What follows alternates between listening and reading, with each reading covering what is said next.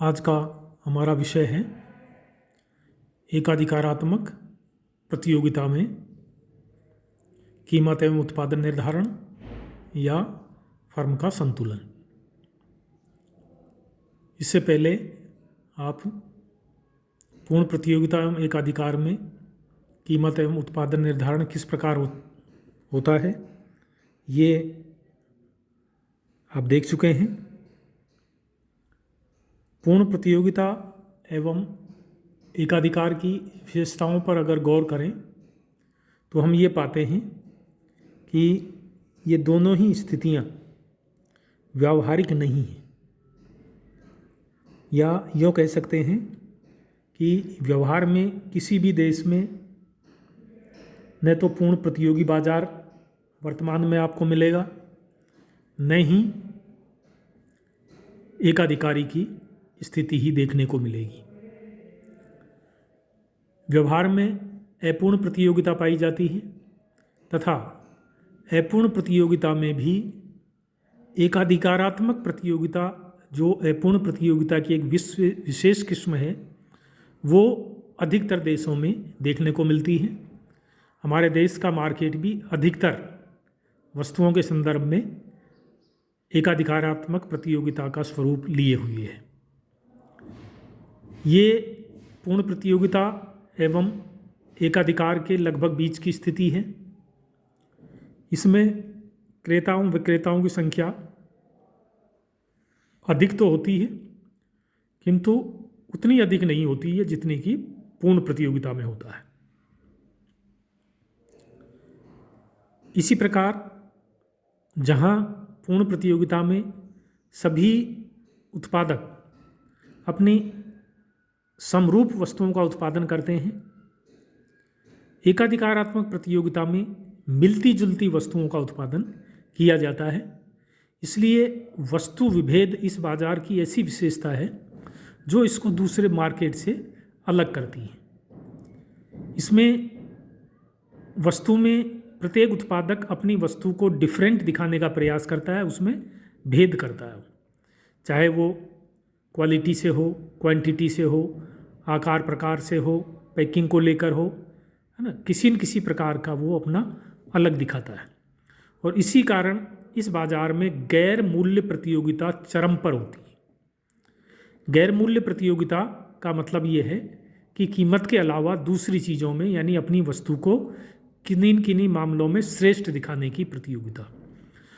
अतः इस बाजार में विज्ञापन का महत्वपूर्ण स्थान है। विज्ञापन के द्वारा प्रत्येक उत्पादक अपनी वस्तु को दूसरी वस्तु से या दूसरे उत्पादक की वस्तु से श्रेष्ठ बताने का प्रयास करता है। अब इस बाजार में फर्म का संतुलन भी हम दो आधारों पर देखते हैं, एक तो अल्पकालीन संतुलन, एक दीर्घकालीन संतुलन। अल्पकालीन संतुलन इसका पूर्ण प्रतियोगिता एवं एकाधिकारी के संतुलन से ही मिलता जुलता है।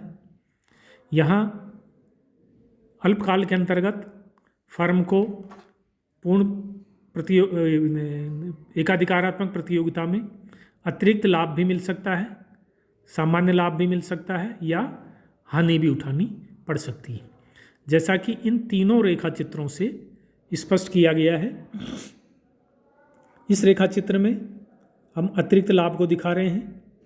ये एकाधिकारात्मक प्रतियोगिता के अंतर्गत फर्म का संतुलन है।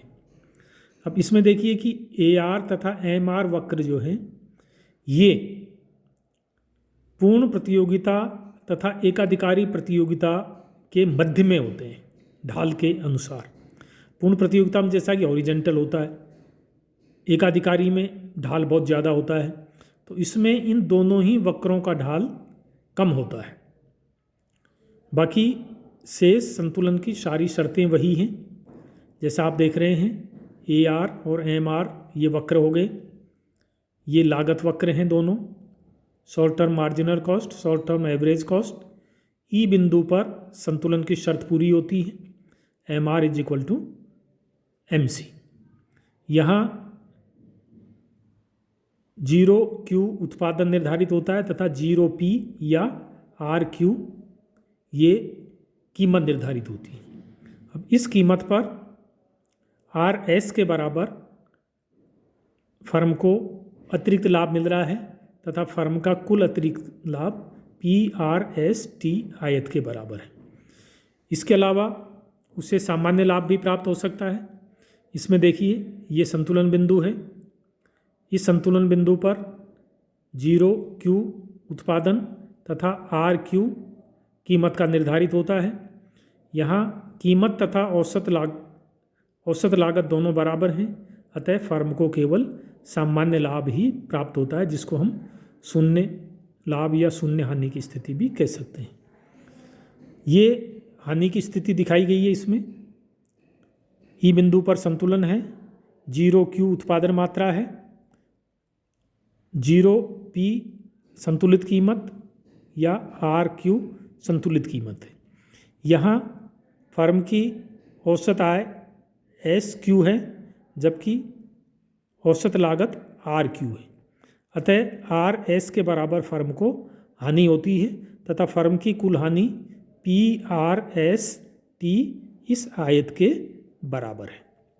तो इस प्रकार हम इस निष्कर्ष पर पहुंचते हैं कि एकाधिकारात्मक प्रतियोगिता में अल्पकाल के अंतर्गत फर्म को अतिरिक्त लाभ भी मिल सकता है, सामान्य लाभ भी मिल सकता है तथा हानि भी उठानी पड़ सकती है।